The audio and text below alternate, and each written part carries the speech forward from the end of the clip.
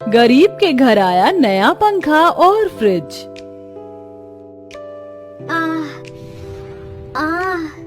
क्या हुआ रेखा?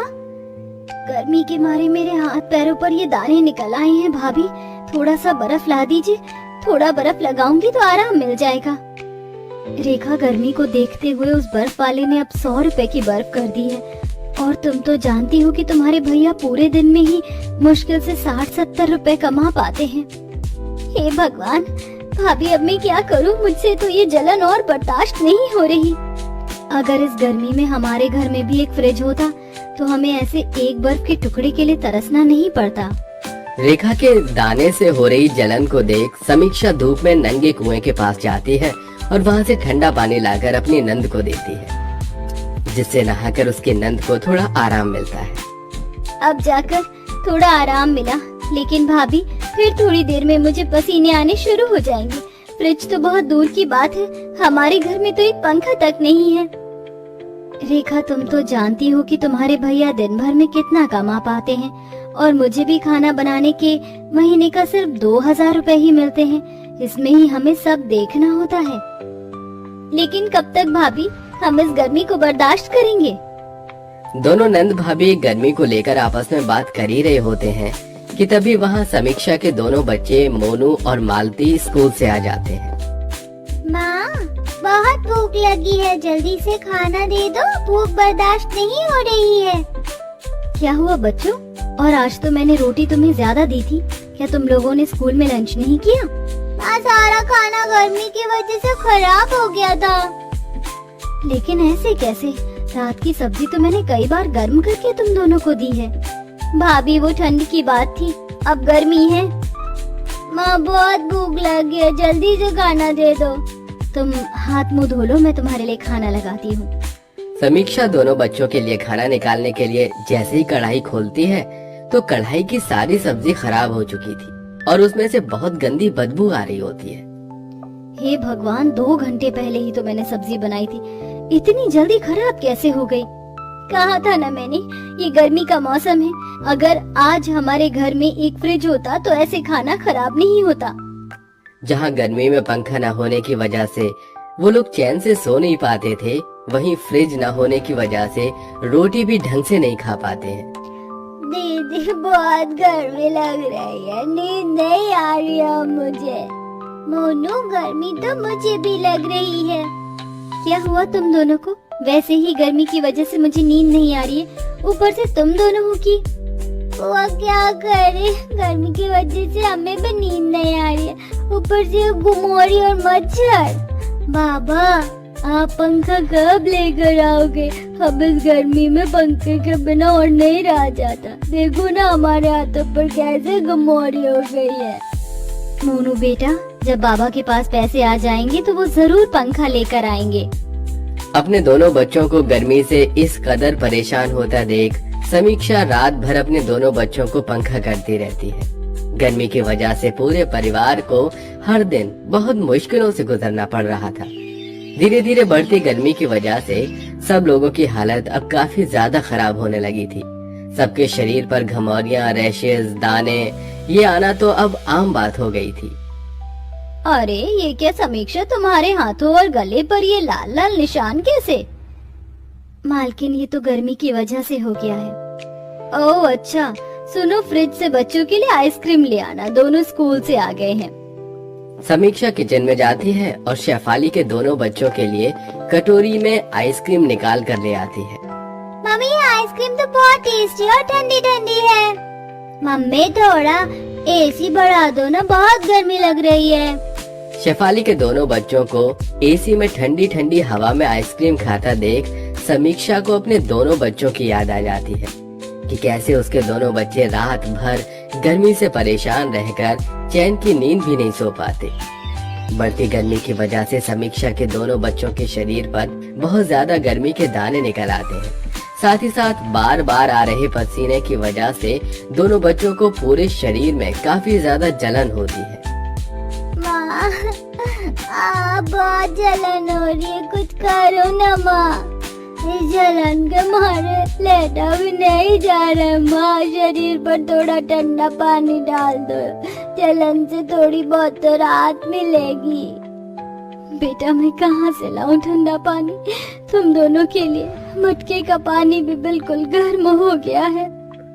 अब मैं अपने दोनों बच्चों की ऐसी हालत और नहीं देख सकता। अब चाहे मुझे कितनी ही मेहनत क्यों नहीं करनी पड़े, मैं जल्द से जल्द इनके लिए फ्रिज लाकर ही रहूंगा। अपने दोनों बच्चों की ऐसी हालत देख अनुज दुकानों में जाकर फ्रिज के दाम पता करता है। भाई साहब, ये वाला फ्रिज कितने का है? अरे ये पूरे 35,000 रुपए का है। क्या 35,000 का? ये तो बहुत ज्यादा महंगा है। अगर आपको ये महंगा लग रहा है तो आप ये ले लीजिए, ये पूरे 5,000 रुपए का है। सेकंड हैंड है लेकिन काम चलाऊ है। भाई साहब, मुझे आप बस कुछ दिनों की मोहलत दीजिए। मैं जल्द से जल्द 5,000 रुपए इकट्ठा करके ये फ्रिज यहाँ से खरीद ले जाऊंगा।